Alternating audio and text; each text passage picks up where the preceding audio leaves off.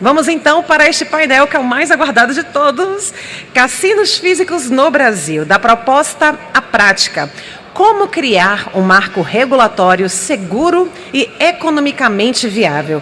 Este debate chega em um momento decisivo para o país. Após mais de 3 décadas de discussões, o projeto de lei 2234 de 2022 avança no Senado e coloca o Brasil diante de uma oportunidade histórica. Estruturar um modelo regulatório sólido capaz de impulsionar o desenvolvimento econômico, atrair investimentos, gerar empregos e fortalecer o turismo de forma responsável e sustentável. Este painel propõe justamente aprofundar esse cenário, reunindo visões complementares sobre os desafios regulatórios, as oportunidades de mercado e os caminhos possíveis para a implementação de cassinos físicos no país. Para conduzir essa importante conversa, convidamos o moderador Carlos Cardama, cofundador do BISigma, uma das principais referências globais na conexão entre mercados e inovação do setor. Carlos, seja muito bem-vindo. E para enriquecer ainda mais este debate, contamos com um time de palestrantes de alto nível. Alex Pariente, fundador e CEO da Pariente Advisory. Seja muito bem-vindo. Uma salva de palmas, por favor. Executivo sênior com quase 30 anos de atuação internacional nos setores de jogos, hospitalidade e resorts integrados, com experiência nos Estados Unidos, América Latina, Caribe e Europa. Ao longo da carreira, liderou projetos de desenvolvimento, expansão e operação em mercados regulados. Atualmente atua por meio da Pariente Advisory em iniciativas estratégicas e investimentos transfronteiriços. Muito obrigada por estar aqui com a gente. Vinícius Lumertz, seja muito bem-vindo, ex-ministro do Turismo e colunista da revista Exame. Uma salva de palmas, por favor. Pode vir ao palco. Com ampla atuação na promoção do turismo e no debate sobre potencial econômico da legalização dos jogos no Brasil. Fábio Tibéria, vice-presidente da VBET Brasil. Seja muito bem-vindo, uma salva de palmas. Traz ao debate a perspectiva operacional e de mercado no contexto do ambiente regulado. Executivo do setor de iGaming, com mais de 20 anos de experiência internacional e 16 anos de atuação no Brasil, foi um dos pioneiros da indústria no país, com trajetória iniciada ainda antes da regulamentação. Em 2011, liderou uma das primeiras plataformas de apostas esportivas em operação no mercado brasileiro. E, em 2013, conduziu a BetConstruct no Brasil, contribuindo para a expansão do uso de tecnologias avançadas no setor. Atualmente atua como vice-presidente da VBET Brasil à frente da expansão e da consolidação da operação no mercado regulado.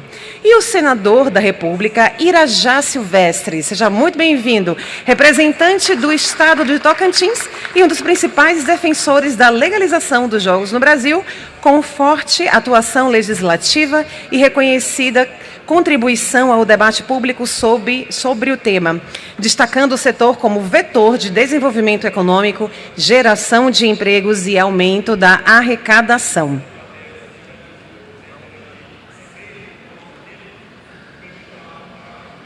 Todos a postos, todo mundo pronto.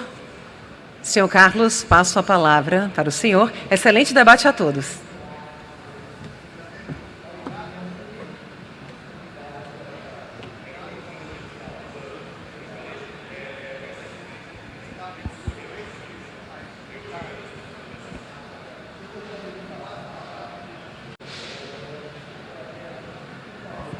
Agora sim, perdão, desculpe. Primeiramente, agradecer a presença de vocês e aqui, perante de 4 pessoas muito importantes sobre uma atividade de que faz 80 anos que está clausurada. Esa es la palabra, clausurada. En esos 80 años nos hemos perdido un monte de posibilidades de poder hacer un Brasil un poco más próspero, por tantos empregos, impostos y todo eso que se han perdido. Mas nós hemos lutado. Falo como pessoa física aqui durante mais de 27 anos, com uma pessoa relevante e faço giustizia a un nome, facendo un onore para ele. O nome dele era Ciro Batelli, que ha trabalhado e ha feito muitas coisas por o ramo, já não los temos mais. E é uma necessidade, aqui temos pessoas também que han conocido a ele, Maguinho, pariente, nos hemos trabalhado muito com todo esto de aqui, mas esto ficou na história. Agradecemos muito a presença também do Dr. Brasil Fernandes aqui, um grande promotor, um grande lutador. Aqui estamos rindiendo homenagem, eu estou falando como Bis Sigma agora, rindindo homenagem a todo o que vocês fizeram por o ramo. O ramo nosso entristecido muitas vezes por tantas importantes matérias que no fueron feitas, bem feitas, como el grado de regulación que la moza estaba falando agora. Si nós teríamos una regularización boa, que estamos esperando ahora el día 23. El día 23 de abril es un día muy importante para nós. Nos va a descriminalizar o nome jogo. A partir del día 23, a partir de esa data, nós já não estamos marcados como negativos. Vamos a poder trabalhar e se abre uma porta muito importante para poder ter casinos. Ok? Sem mais, eu gostaria muito de escutar agora a presencia y la sabiduría de toda esta gente que está aquí. Agradeciendo una vez más a Pariente, al señor Vinicio Lamer, a nuestro querido senador Irayá y a Fabio Tiberia. Y gustaría de comenzar a preguntar, yo hice una serie de anotaciones aquí para no esquecer la importancia que tiene esto de aquí. Yo gustaría preguntarle primero al señor Pariente. O Brasil avanzó de forma relevante, ¿no es cierto?, con la reglamentación de las apostas online. Está en evidencia eso, ¿no? Mas su juego físico ainda sigue pendiente. Parece hasta increíble, ¿no? Na sua visión, o país está adiantado, atrasado o corriendo el riesgo de perder a janela de las oportunidades. La palabra esta, oportunidades, o empresario la tiene siempre presente. Él va gerando los países que tienen oportunidades. Y Brasil, Brasil es una caixa de Pandora, una cosa maravillosa. Es un diamante que hay que saberlo limpar. Entonces mi pregunta es esa, na práctica,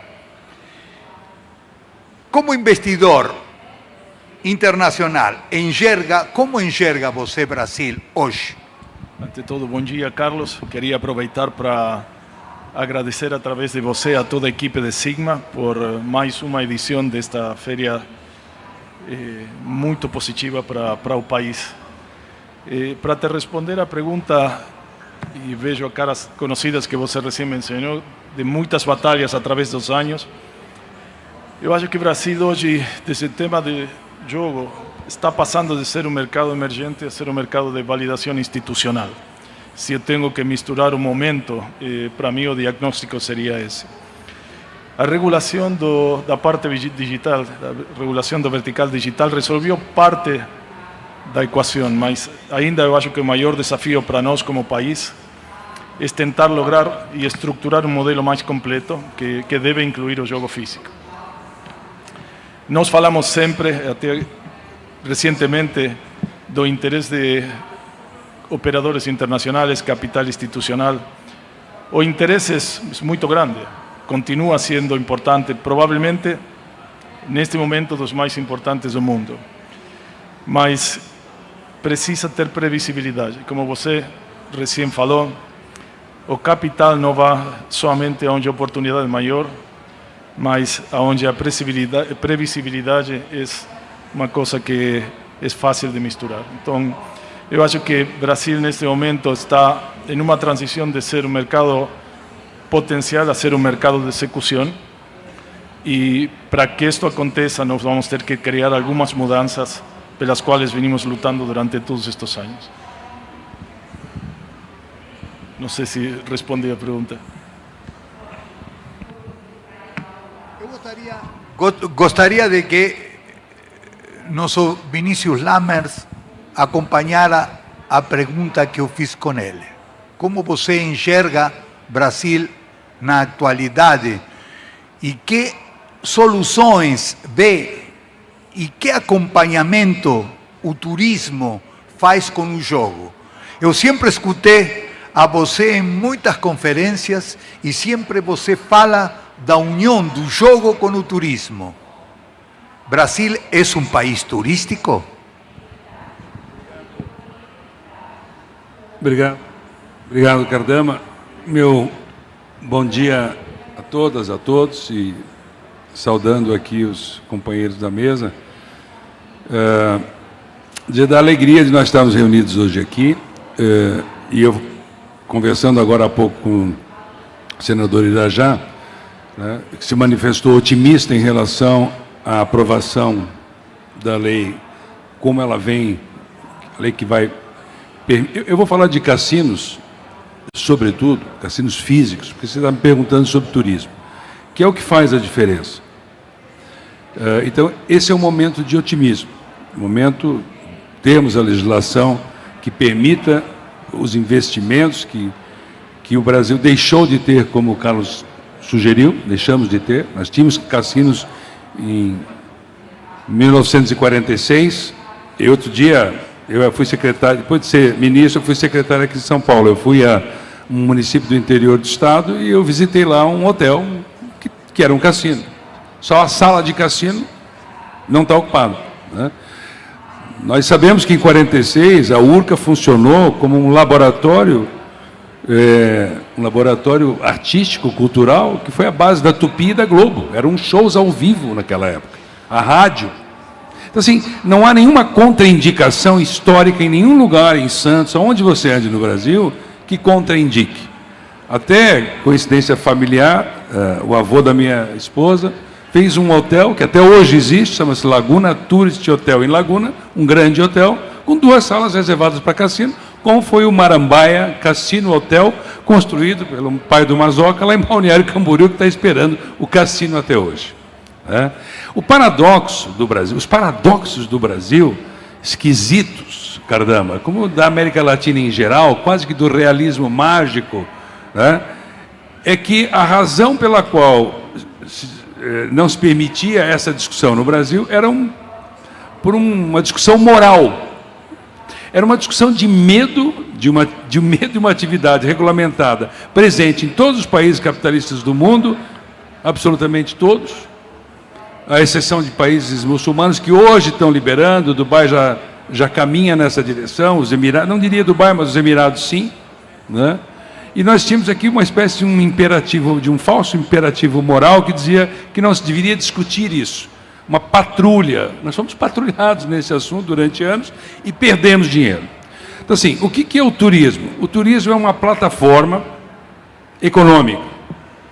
Ele é uma dimensão econômica, não é um setor, e ele é a medida da vinda das pessoas para um lugar. Por exemplo, hoje aqui, nós somos aqui turistas na maior parte, né? Então, nós estamos dentro do gasto do turismo de negócio. No caso do turismo de eventos, nós todos sabemos, eu alguns anos atrás, eu fui palestrante no GTEF, em Macau, a convite da Panzi Ho, a família Ho. Ela tem 4 dos 6 títulos de cassino integrado lá em Macau, né? Lawrence Ho tem um hotel maravilhoso. Esse hotel que eu fiquei, e é bom essa figura de imagem, né? O MGM da família Ho é um empreendimento de 8 bilhões de dólares. 8 bilhões de dólares. Esse é o entendimento, inclusive, do Partido Comunista Chinês, quando ele pensa no desenvolvimento econômico. Desenvolver a sua estratégia, teve a coragem de lidar com as questões de debate. Olha só, nem é uma democracia como nós a entendemos, né? e conseguiu superá-las. E você tem um investimento que revolve em torno de eventos, jogos, esportes, inclusive jogos eletrônicos, em níveis de estrutura física, Cardama, que nós não temos na América Latina, e eventos que nós não temos na América Latina, porque nós não temos esse tipo de venue, esse nível de infraestrutura física, que vem, ou pelo menos veio até agora, acompanhado dessa plataforma de jogos dentro da plataforma do turismo, da economia do visitante. Então, assim, esse conjunto de contradições, eu não vou aqui afundar na crítica, né, faz parte de uma miséria do nosso país, a miséria da riqueza. Ou seja, porque nós somos muito ricos, América Latina em geral, América do Sul em geral, nós, de alguma forma, esnobamos as possibilidades do desenvolvimento econômico. Nós não focamos o suficiente, não aprofundamos o debate e perdemos, nesse caso, 80 anos de faturamento, impostos não recolhidos, empregos que não existiram. Um simples emprego tem um efeito multigeracional. Um pai que consegue, com um emprego, educar seus filhos, que poderão, daí para frente, se destacar nas suas atividades, funciona dentro de um regime de equidade, de mais oportunidades. E aqui nós estamos falando disso. Eu quero terminar esse meu raciocínio dizendo da minha alegria em ver isso acontecer. Nós somos um país adulto, um país responsável, vamos fazer... O Brasil é um país cheio de controles, tem um lugar controlado esse país, tem controle até demais, né? É o único país no mundo, Cardama. Imagina, pariente, em qualquer lugar do mundo, você ir comprar um chiclete e alguém pedir CPF. Aonde no mundo se pede o número de contribuição de imposto na compra de uma Coca-Cola ou de uma camiseta? Então basta isso para dizer, Social Security é outra coisa. Na Europa não se pede nada, você comprou, e a Europa é um país, é um continente controlado.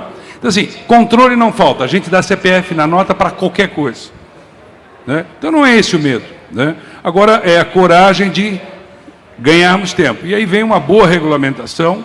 De novo, uma boa regulamentação deve ser uma regulamentação que deixe cassinos, bicho e bingo e jogos eletrônicos tudo muito separado, para, se tiver problema, senador, não gere problema para os demais, porque problemas são superáveis, né?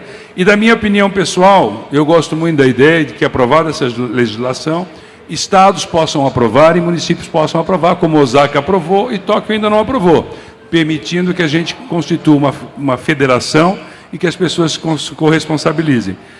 Não é esse sempre o espírito da legislação no Brasil, é sempre 100%, mas eu acho que nós ganharíamos se isso fosse discutido também à frente.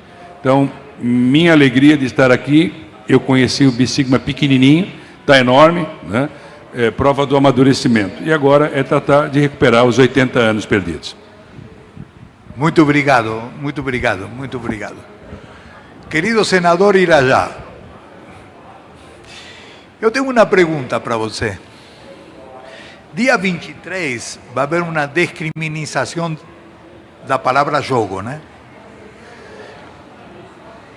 Se abre o caminho para o cassino físico, se abre o caminho, há uma expectativa, não sendo mais bandidos todos nós. Será que temos uma oportunidade para poder falar para Brasil? Brasil, te queremos ayudar con casinos resort, con aventuras turísticas en resort maravillosos como Recife, João Pessoa, Santos, Guarujá, tantos outros mais, Rio de Janeiro, sem falar Rio de Janeiro, logicamente, né? Gostaria de que você me falasse um pouquinho disso daí e que situação estamos nós hoje.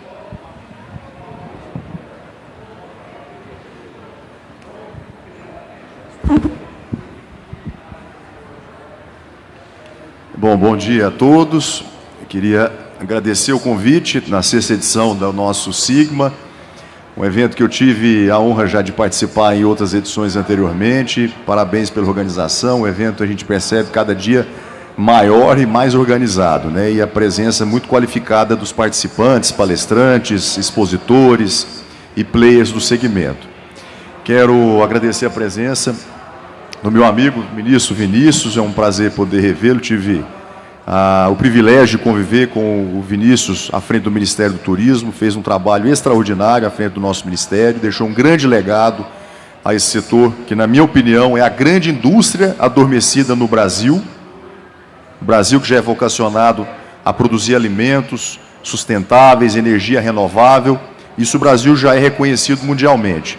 Mas a indústria do turismo ainda é uma indústria adormecida e com potencial enorme, que está muito aquém ainda do que hoje nós estamos explorando, como o próprio ministro Vinícius pôde destacar. Saúdo a presença do Alex Pariente, do Fábio, agradecendo ao meu grande amigo Carlos o convite de estar aqui hoje. Para mim é uma honra enorme poder estar aqui dividindo, compartilhando de algumas informações e de conhecimento com os senhores e com as senhoras. Bom, a sua pergunta, Carlos, é a pergunta do milhão, né? O que vai o Supremo Tribunal Federal decidir no próximo julgamento do recurso especial do dia 23 de abril.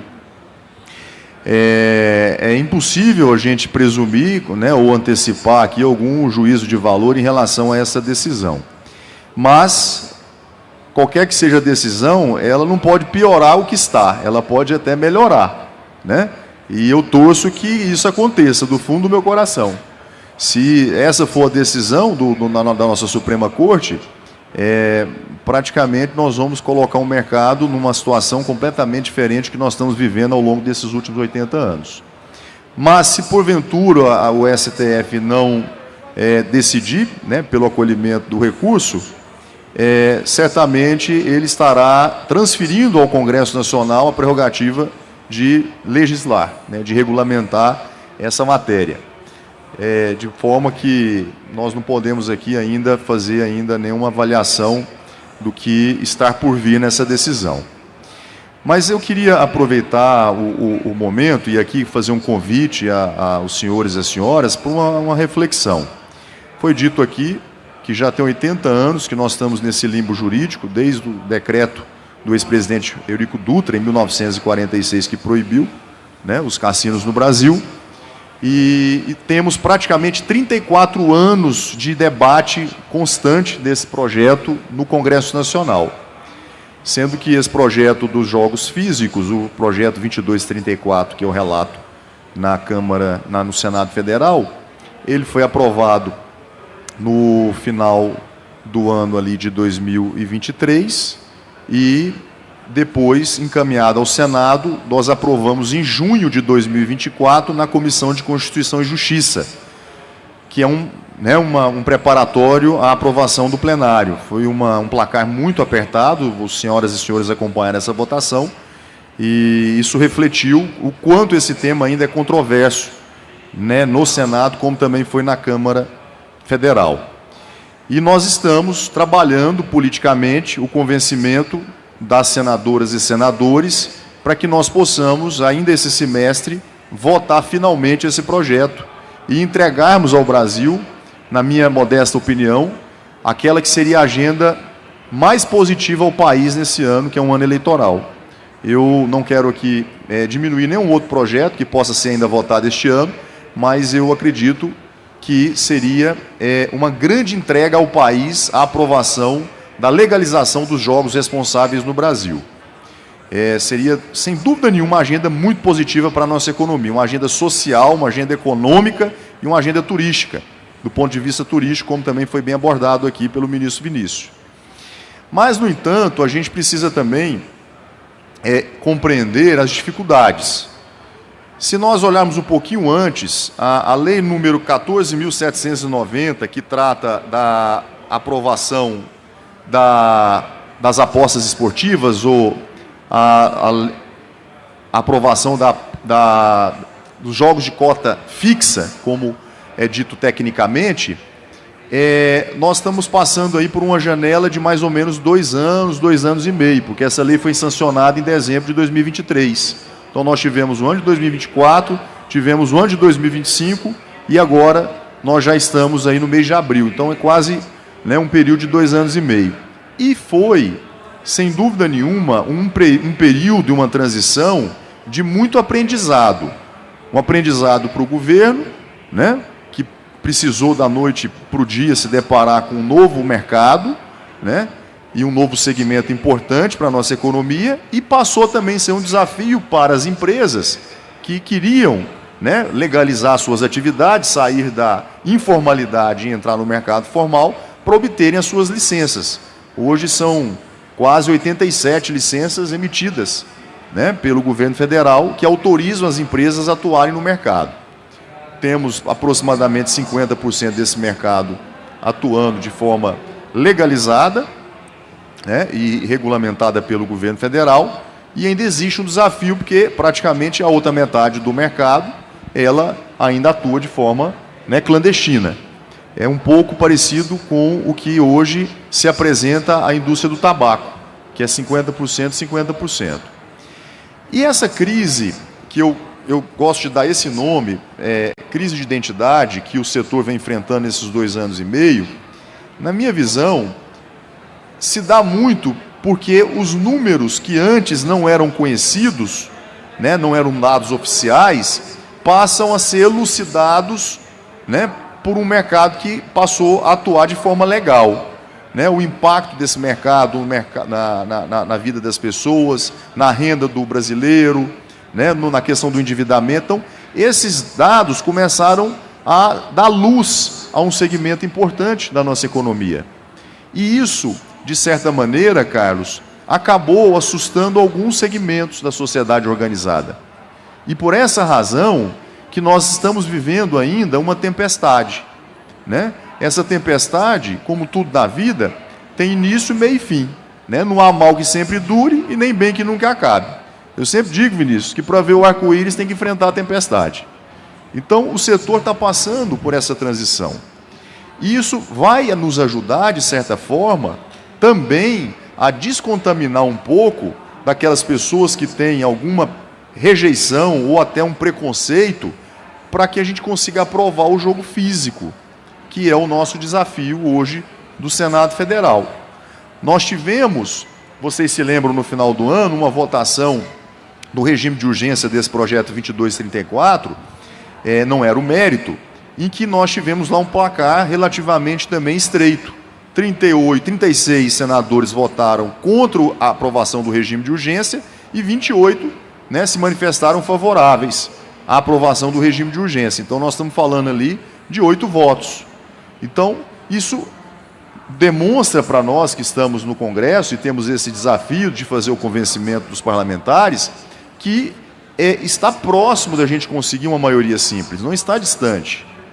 E eu acho que esse ano, que é um ano eleitoral, né, nós estamos aí há praticamente 6 meses da disputa eleitoral e com a economia passando por algumas dificuldades, sobretudo na questão de juros, né, a questão do movimento da nossa economia, que uma agenda dessa, que cria um novo ambiente de negócio no Brasil, que gera mais de 1 milhão de novos empregos, que vai trazer mais de 20 bilhões de arrecadação de impostos ao país e aos brasileiros, que atrai nada nos 5 próximos anos em investimentos da ordem de 100 bi de reais, né, com os investimentos principalmente nos resorts integrados, que essa sim é uma grande resposta que o país precisa e espera. Então eu estou, para encerrar minha participação, Carlos, absolutamente confiante e animado para a gente aprovar o 2234 no Senado. Eu já vi há 2 anos atrás uma distância maior, né? Nós estamos aí, a cada momento, de uma maneira muito gradual, avançando e conquistando a aderência, o apoio de novos senadores, assim como a própria população brasileira já é majoritariamente favorável à aprovação do projeto.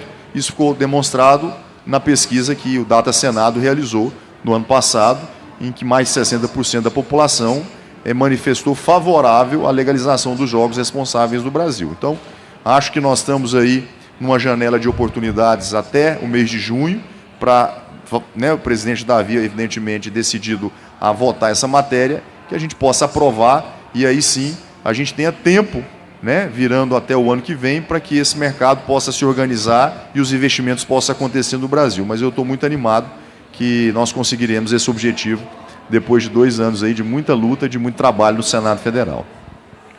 Muito bom, senador. Eu queria colocar um pouquinho mais a profundeza do cassino. O cassino é uma coisa fantástica, quando se joga, mas tem uma proposta de trabalho direta e indirecta. Directa porque o empresário precisa dos grupiers, de la técnica y de un monte de empregados que son específicos para casinos.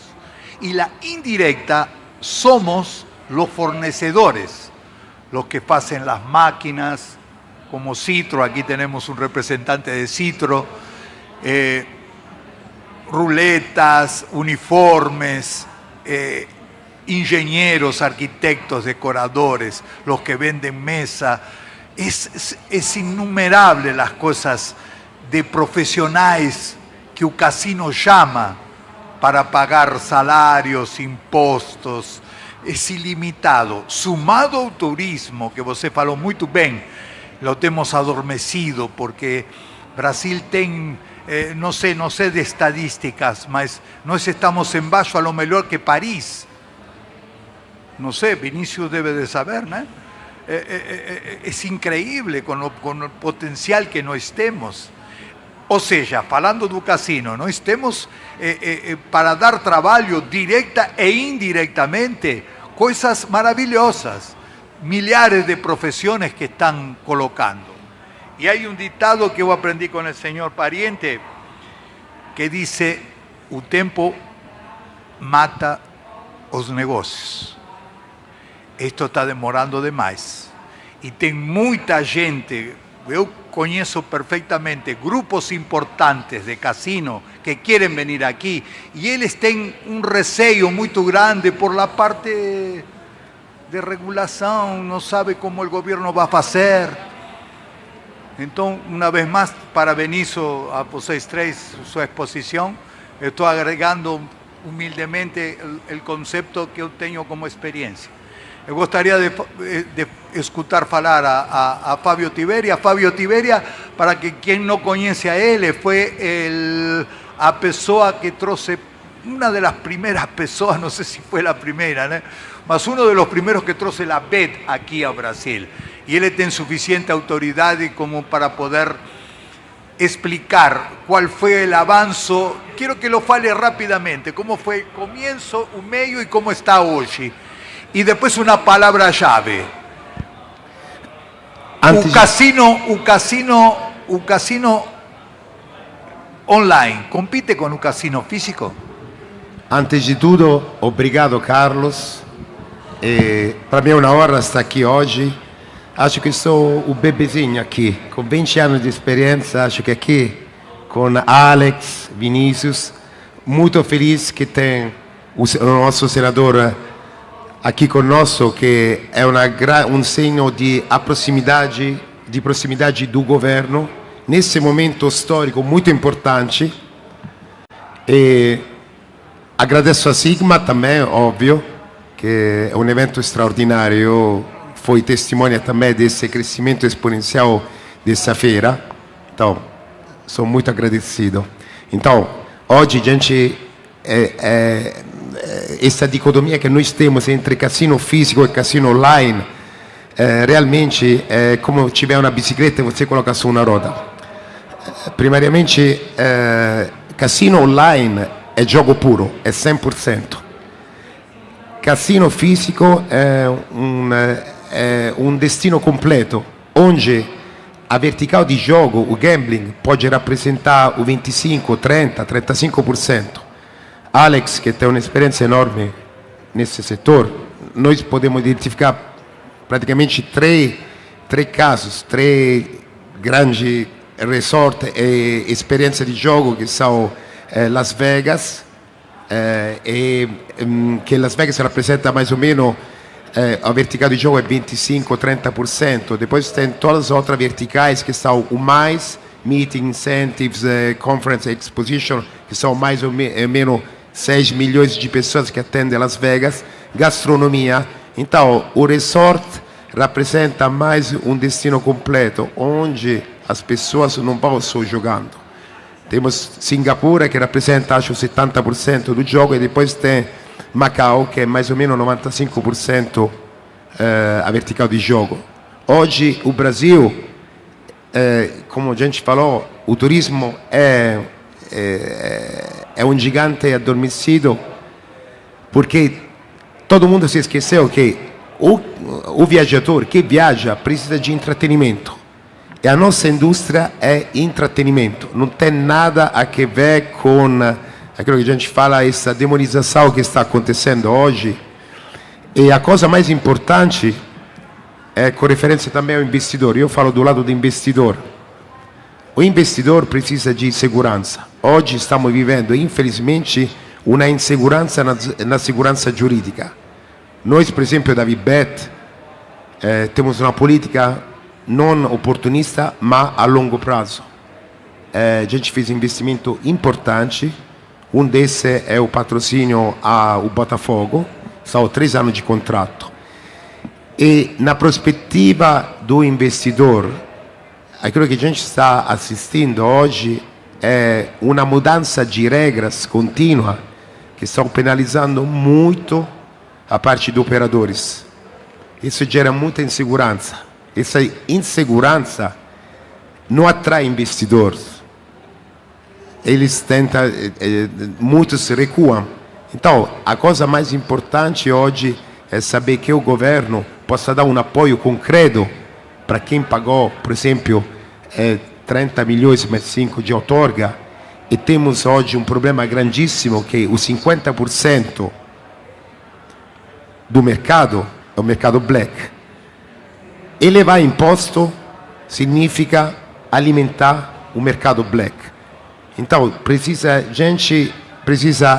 precisamos entender bem e tiver uma comunicação direta com o governo que possa ajudar nós a crescer. E tiver uma projeção de investimento que seja a longo prazo. Isso no online. Se a gente tivesse falar de cassino e resort, a gente está falando pelo menos de um investimento de 2 bilhões. Então, essa segurança jurídica precisa sempre mais ser evidenciada e concretizada. E tiver uma licença, uma concessão que possa garantir a nós a continuidade e uma projeção de negócio que seja a longo prazo. Muito bem, muito obrigado, Fábio Tiberia. Eu gostaria de fazer-lhe uma pergunta curtinha e que quero que não se explaye muito, que sejam curtinho e grosso, como falamos nós. O que ainda falta no Brasil para atrair capitais importantes, caso grandes nomes de casinos americanos ou europeus, para que venham para aqui? ¿Qué es lo que está faltando? ¿Y qué no tenemos que hacer para que Brasil una vez más fracase? Gostaria de comenzar por la experiencia de Pariente. Ok, Carlos, eu vou ir um pouco para trás para poder explicar um pouco melhor desde meu ponto de vista o que vem para frente, né? E você fez menção à decisão do STF, né? Eu acho que esta decisão, que como bem falava o Dr. Brasil Fernandes, que é super importante o dia 23 de abril, vai ajudar a resolver o assunto desde o ponto de vista estritamente jurídico, não? Mas o investidor está não somente pendiente dessa decisão, sino que precisa que todo mundo compreenda que uma decisão judicial não reemplaça o arcabouço regulatório. Eu acho que o mercado está precisando, para poder estruturar um pouco melhor isso, é um alinhamento, uma convergência entre o vertical jurídico, entre o vertical regulatório e um alinhamento político muito forte. Se esse alinhamento não acontece, o setor até pode ser desenvolvido, mas eu acho que vamos ter muita dificuldade em atrair capitais de longo prazo, para responder tua pergunta. Então, Para mí esa es la llave, ¿no? Esa diferencia entre un mercado que crece en forma oportunista a un mercado que crece en base a una sustentación institucional que va a dar para emprendedores, como estoy olhando aquí a Brian de Citro, respeito por uma das companhias mais inovadoras, mais grandes. Eu acho que da perspectiva de uma companhia como a Citro, eles não podem ignorar esses fatores, não? É sumamente importante poder criar previsibilidade para trazer capital de longo prazo. Ao menos essa é a minha posição a respeito disto.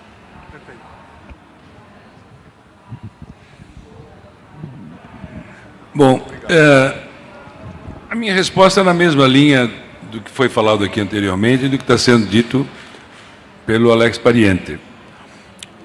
O Brasil amadureceu esses últimos anos nesse assunto. Eu me lembro que em 2019 nós recebemos, 18, a vinda ao Brasil do Sheldon Adelson, né, dono do Grupo Sands. Então, havia um estímulo, né? Eu me lembro que em 2019 veio a Pansy Ho, que é da família Ho, do Venetian, de 6 licenças de Macau, eles têm 3, a outra é do Sands, que faleceu há algum tempo atrás, uns 2 anos atrás. Então havia um grande estímulo naquele momento, de vários sinais, inclusive com a vinda do Hard Rock, quando veio o Alex para o Brasil. Haveria um conjunto de sinais, senador, que parecia que ia. E aí eu faço uma avaliação minha de caráter sociopolítico, de um país extremamente centrado, ou seja, o Brasil é muito Brasil-centrado. Nós, às vezes, não damos muita atenção ao que lá fora estão pensando, como estão vendo e como estão olhando. Porque o país é muito grande, os Estados Unidos também é assim. Os países grandes têm esse defeito. Como a gente é muito grande, a gente não presta muita atenção. Isso aconteceu com as privatizações também. Muitas privatizações deram certo, outras tantas não deram, e no caso dos aeroportos, muitas estão sendo agora corrigidas. Porque premissas eram muito brasil-cêntricas. Fulano vai ganhar demais. Veja que as nossas concessões no Brasil, as pessoas não querem discutir, mas 35 anos para você investir bilhões e bilhões e bilhões é pouco. Gera insegurança jurídica. Nos Estados Unidos, você chega a 90 anos. E aí você vai no mercado de capitais, conversa com as pessoas, e aí se investe aquilo que vale a pena investir para recuperar no tempo para o investimento, o investidor institucional. Que o capitalismo é muito mais próximo do que é a sociedade e a socialização pelos fundos de pensão, no caso dos Estados Unidos, do que nós queremos imaginar aqui no Brasil. Nada, são administradores de dinheiro dos outros, né? E esse dinheiro, ele precisa de mais de 35 anos numa concessão. Ele poderia ter 45, 60, depende. Eu visitei uma marina em Miami, conheci um pai e um filho, era uma concessão de 90 anos, estava o pai e estava o filho. Tem que fazer tudo certo, investe bastante, capta o dinheiro, põe lá. Se não fizer certo, perde. Isso nós não temos muito no Brasil, né? Nós não gostamos de avaliar, nós não gostamos de medir, né? A gente não tem isso como meta, né? E isso assusta lá fora, né? Então, assim, por um outro lado, se não for no Brasil, então aonde? Porque o Brasil tem todas as condições para ser um dos maiores mercados, como já vem demonstrando, para cassinos físicos também. Mas, assim, no final das contas, eu acho que nós somos adultos o suficientes. Hoje o mercado está adulto o suficiente para a gente fazer um exercício da seguinte forma: estamos fazendo certo? Quem está olhando de fora, comparando com o que tem lá fora, está olhando e está parecido, está mais ou menos aprendido, ou nós estamos de novo inventando alguma coisa que não existe? Para mais ou para menos? Ganhar de mais normalmente vai dar errado lá na frente, ganhar de menos vai dar errado lá na frente.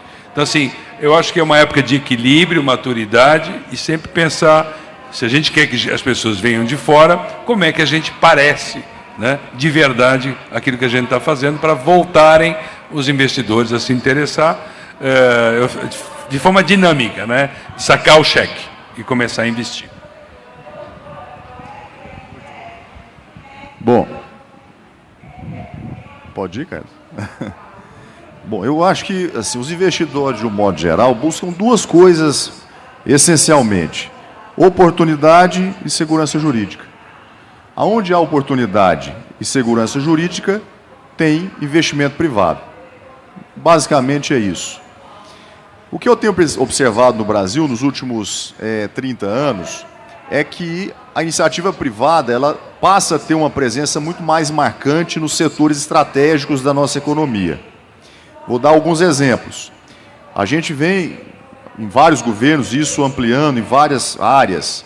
Nós temos modelos de concessões e PPPs, parcerias público-privadas, exitosas nos aeroportos do Brasil, e se demonstrou uma decisão acertada. Como nós estamos vendo uma ampliação significativa em concessões para exploração de rodovias federais, e há também modelos de rodovias estaduais que estão em curso. Nós estamos discutindo agora, inclusive eu estou participando ativamente desse debate, no modelo, na verdade, uma estrutura que está sendo modelada de parceria público-privada para viabilização de uma hidrovia do rio Tocantins-Araguaia, que vai ser um Mississippi do Brasil. 80% da produção americana é transportada no rio Mississippi. E nós temos exatamente o rio Mississippi no Brasil, no centro do Brasil, na região do Mato Piba, né, que são os estados acima do paralelo 16, e que é um rio que está desativado, que não está sendo aproveitado.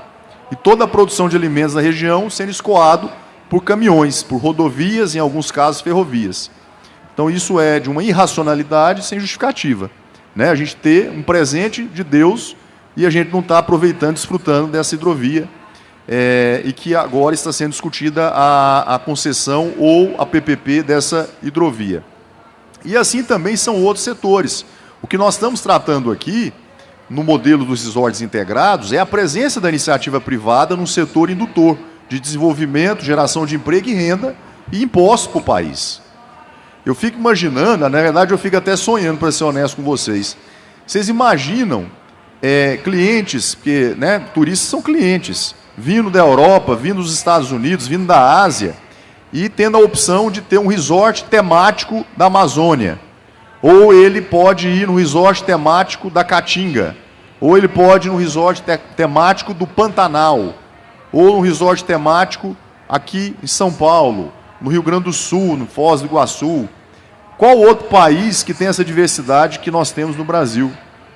De biomas, de diversidade, de fauna, de flora. Então isso é um diferencial que só o Brasil oferece, sem diminuir, sem menosprezar os outros países que também têm as suas belezas naturais, tem o Vietnã, tem tantos outros lugares maravilhosos, mas o Brasil tem essa pluralidade que nenhum outro país pode oferecer ao turista internacional. Porque, ao fim e ao cabo, nós não podemos estar exclusos de um ambiente altamente concorrido, em que você tem clientes de todo perfil. Tem milhões de clientes no mundo que gostam de fazer o turismo de aventura.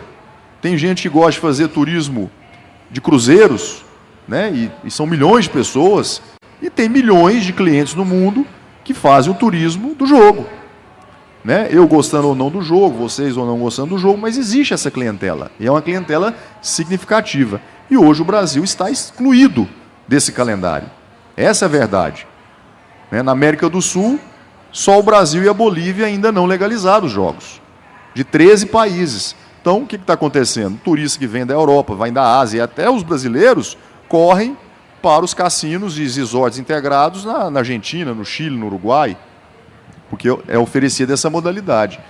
Então, assim, eu sou um entusiasta desse tema, embora eu não goste de jogo, todo mundo que me conhece sabe disso, mas eu entendo que isso é uma grande oportunidade ao país e aos brasileiros, e nós estamos desperdiçando essa chance. E também confesso, Carlos, que nós não vamos descansar enquanto não aprovar esse projeto. Eu já estou há 15 anos no Congresso Nacional, 2 mandatos de deputado federal e agora indo para o 8º ano do Senado, e nós vamos, com fé em Deus, e com o bom senso dos meus colegas senadores, nós vamos aprovar esse projeto. Eu não vou descansar até a gente conseguir aprovar essa matéria e entregar esse novo ambiente ao país.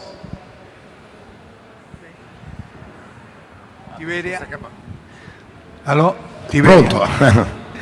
Então, io finalizzando, acho que a cosa mais importante é o meu pensamento, mas não é o meu, eu trago sempre o pensamento do investidor. Precisamos de um alinhamento não teórico, mas estrutural entre política e investidores. Uma comunicação melhor para planejar, porque o investidor é a entidade que traz dinheiro, traz oportunidade.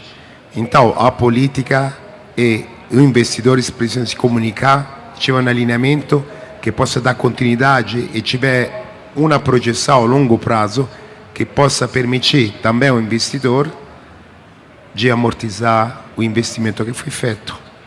Simples. Muito bem, muito bem. Muito obrigado a los quatro. Uma linda exposição. Eu vou terminar outra vez com esse ditado, para que ficamos presentes todos isso. O tempo mata os negócios. Estamos demorando muito. E o Brasil está precisando de impostos, precisando de coisas, de salários, principalmente, de salários. ¿Se imagina um cassino quantos salários dá? 2.000, 3.000, 4.000 salários, diretamente e indiretamente. É uma fábrica de fazer salários, uma fábrica incrível. E nós tínhamos, não esquecido, sino lo deixei assim, os navios que trabalham com cassino. É incrível a quantidade de gente. Nós temos o caso del Casino Buenos Aires. Casino Buenos Aires es uno de los casinos que más joga en toda Sudamérica. Es un casino que está encima de un barco, porque la habilidad de los empresarios para driblar una ley, en Buenos Aires no se puede colocar casino, más se puede colocar un barco.